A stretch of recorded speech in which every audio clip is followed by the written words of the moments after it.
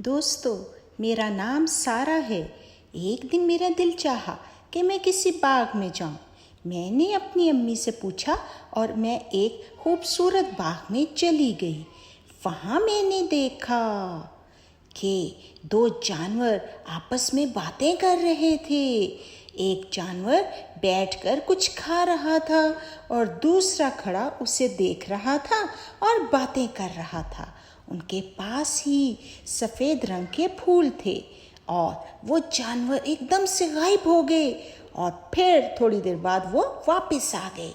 पीछे बड़े बड़े दरख्त थे और दरख्त हरे भरे थे। उस दिन मौसम बहुत अच्छा था।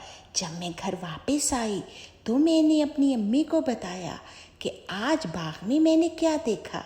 तो मेरे प्यारे दोस्तों, अब आप ये जो कुछ मैंने देखा है इसे अपनी कॉपी में लिखिए।